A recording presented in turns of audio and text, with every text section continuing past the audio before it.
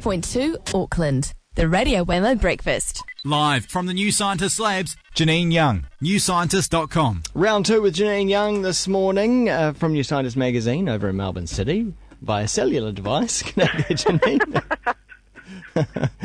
Let's keep our fingers crossed for this one. Right, let's get back into evolution. Now, is it speeding up, slowing down, staying the same? What's going on with the evolution of humans, animals, everything on Earth? I have a sneaking suspicion I've said this before, but you just didn't hear me. Apologies for that.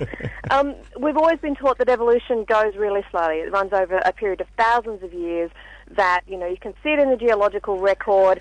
It's a slow process. But we're finding now that actually it can run really rather quickly, even across the space of decades. Perfectly good example of this is a lake in Alaska. It's called Loberg Lake. A bunch of sticklebacks, the fish, they were native fish, were wiped out in 1982 to try and make the lake better for anglers. Don't you love that? And eventually it was recolonised by marine sticklebacks because it still had access to the sea. Now, what was really interesting is that a biologist stumbled across these in 1990, and they found that they had a whole bunch of the hallmarks of freshwater sticklebacks, which was to him a bit weird because it had only been 8 years since the other ones had been exterminated. So he went back the next year and found that the next set of freshwater fish had even fewer armoured plates, because that's how freshwater fish change when they get their lungs, their gills were slightly different. And over a period of about 20 years, they found that these fish evolved into being freshwater sticklebacks. And they're sitting there going, hang on, 20 years, that's not very long at all. That's short.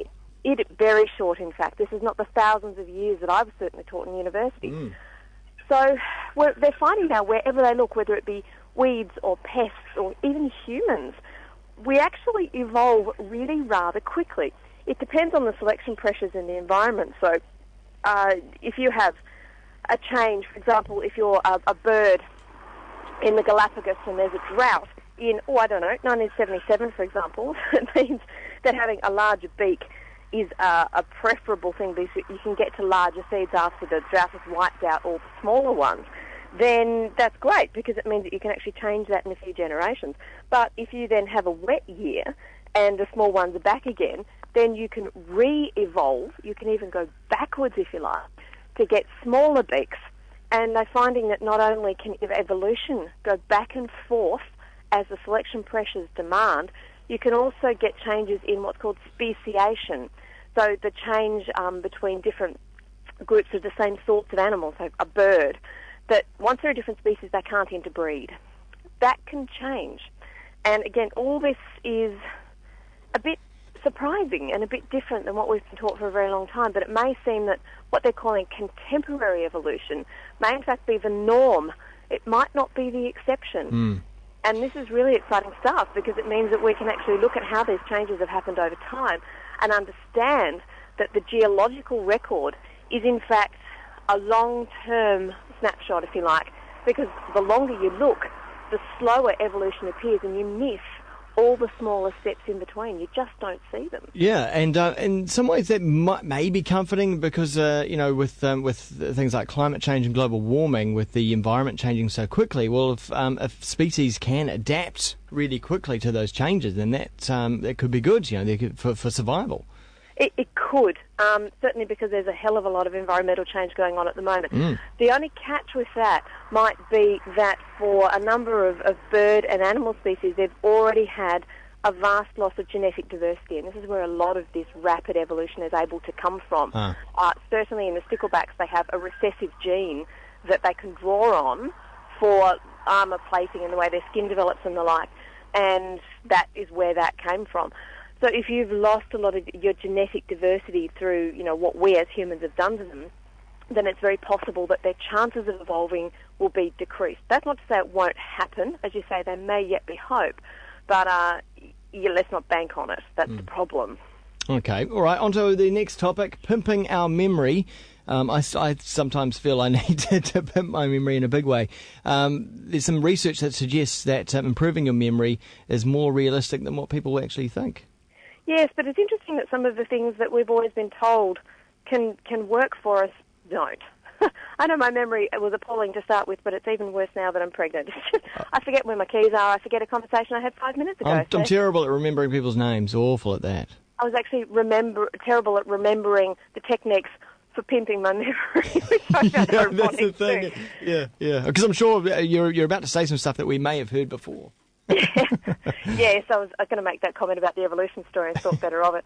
The people who are particularly good at, say, reciting pi to 67,000 places, and there was a Chinese businessman in 2005 that did this, tend to use a set of formal memory aids or mnemonics.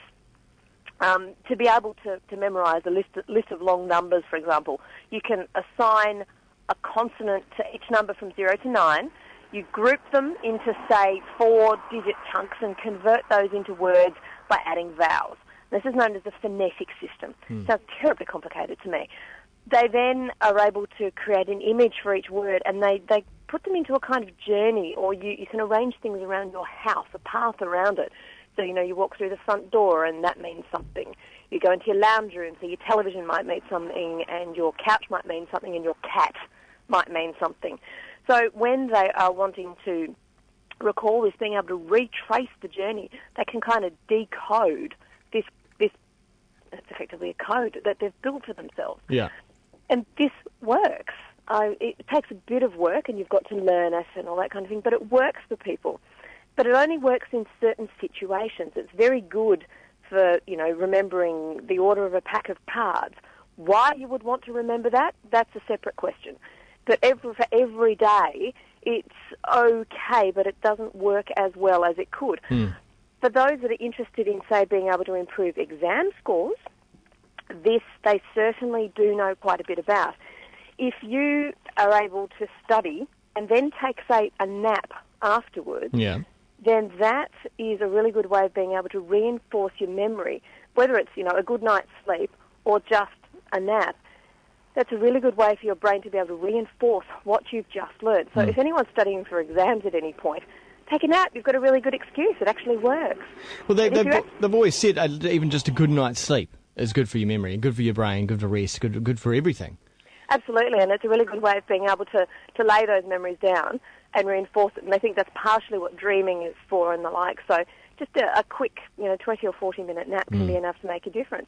But we also learn much better if you come back to that material after an interval rather than just doing a single session.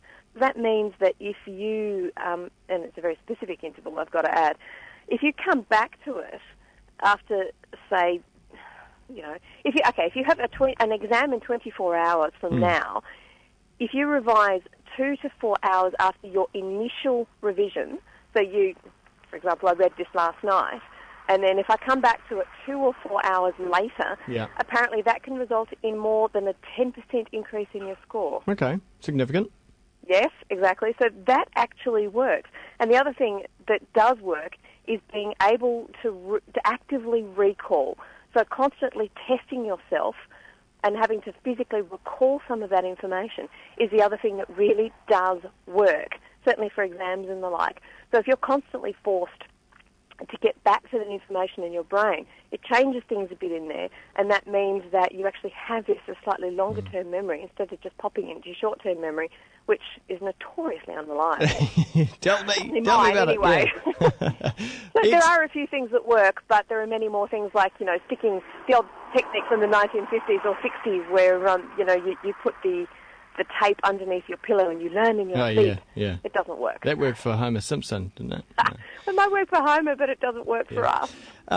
Check out those memory techniques in the New Scientist magazine coming out next week. Also, the story about evolution as well, and no doubt online eventually at newscientist.com. Janine, we'll see you maybe with better internets next week. Thanks a lot. See ya. Here's